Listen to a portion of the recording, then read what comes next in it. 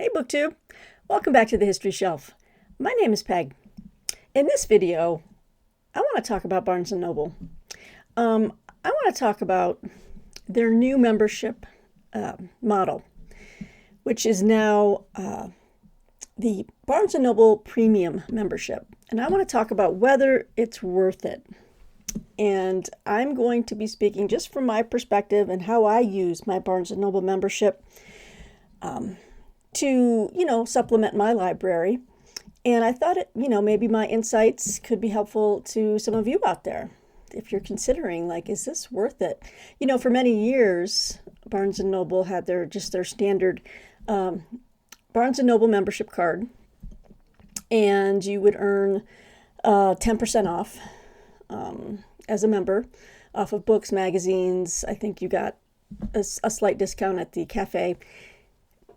Cafe and the foods and all the other non-book items and non-magazine items. I never used my Barnes & membership. I never used that part of the store. But it's the new model that they have now. It's this Barnes & Noble Premium membership. Now, their old program, just the rewards card, is free. So you don't pay anything per year. Now, with this new one, they do charge you a bit more per year, and that's what I want to talk to you about. It is $39.99 to be a premium member. As you can see, I am. I just decided to try it out and to see. And I have to say, I've been really impressed. I have been very impressed with this new premium membership. And I think, I'll give my verdict at the end.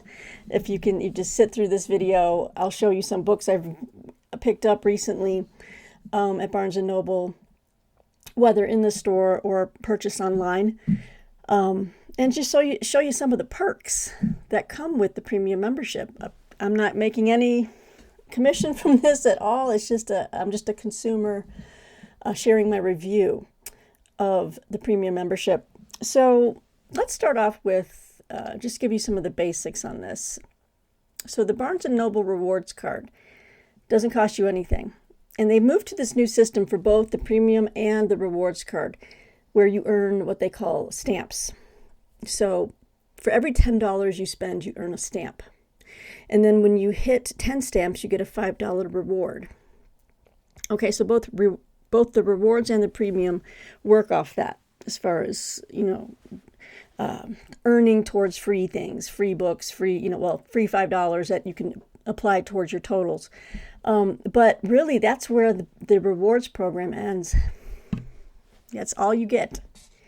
But with the premium, you get a bunch of stuff. That you get the 10% off anything in the store. The free shipping with no minimum purchase. Wow.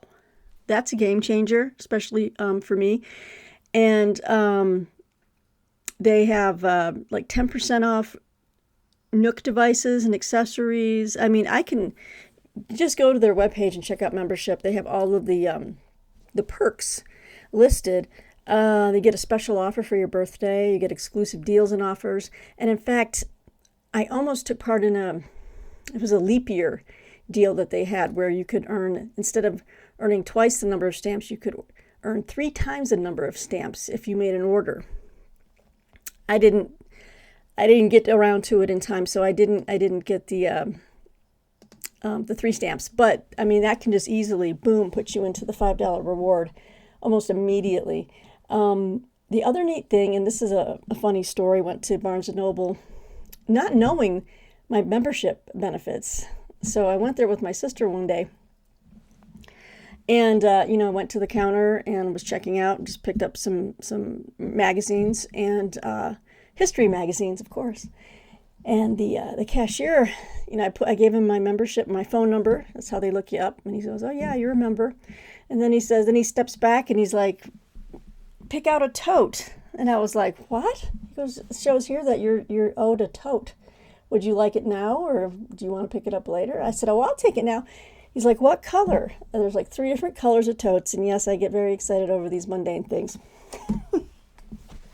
But every year you get a tote bag. And I picked the blue. I just thought the blue was outstanding. They had a black and gold and then a silver, kind of gray one. But it's a very sturdily made bag. It's a $19.99 value right here. This is how much it normally would cost, is $20, and you get it for free. And remember, you're paying $40 a year for membership, but if you're using Barnes & Noble throughout the year, it definitely, accrues to your benefit. So I got a nifty tote bag. I was so geeked the rest of the day. I was like, I got a tote bag. It doesn't take much to please me. And then how I use Barnes & Noble is, it's funny. I notice the trends of how pricing on books fluctuate. And what I do is I usually have many books in my Amazon cart at any one time. And every time you go into your cart, you'll see changes in price. I've noticed over the years, because I'm just kind of a thrifty shopper and I like to compare and contrast the prices. I'll go over to Barnes & Noble, and usually Barnes & Noble and Amazon seem to track each other. So if something is really marked down, it's about 90% of the time. If something is marked down, and if you go over to Barnes & Noble, you'll see that the same price is on Barnes & Noble as it is on Amazon. They're competing against each other. So sometimes I'm able to the books that I'm wanting to add to my library, I will use Barnes & Noble as a supplement. Say to the normal ways that I get books, whether it's waiting for books to be marked down on bargain prices or bargain book sites like Hamilton Book, whether it's through my history book club by mail. And then, of course, I do get some finished copies from publishers for my book reviewing. So that's been nice. That's been an added way for me to save money. But I find that the Barnes & Noble savings now with the stamps I'm earning is really quite significant. And I've been using Barnes & Noble primarily for fiction items, typically literature. The history titles are still a little too expensive for my taste at Barnes & Noble.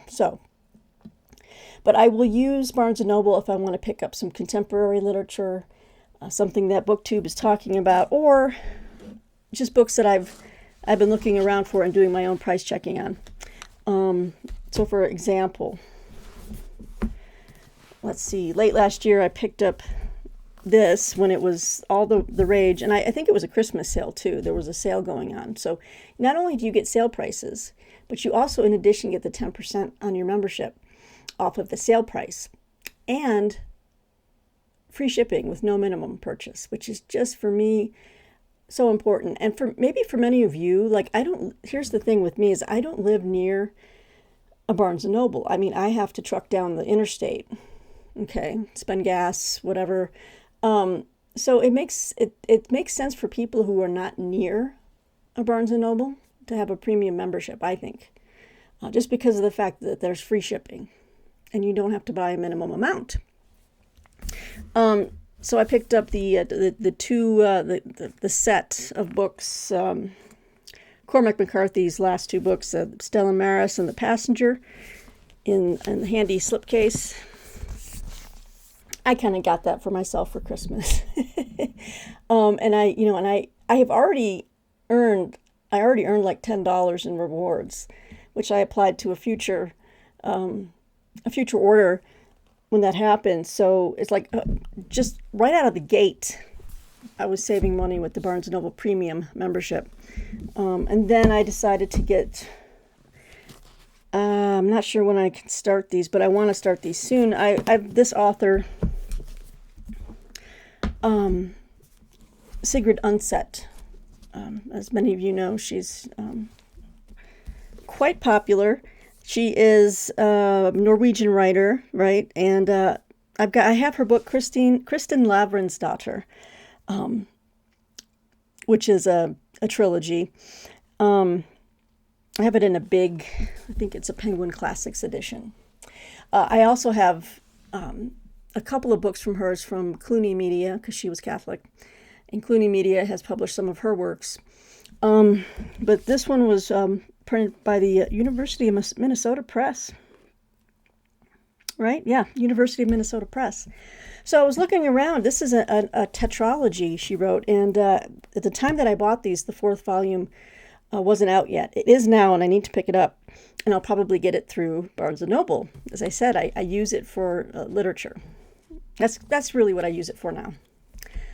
Nothing else.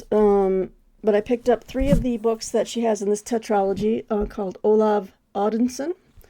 We've got the first volume, Vows, and a winner of the Nobel Prize in Literature. It's translated by Tina Nanali. So that's volume 1.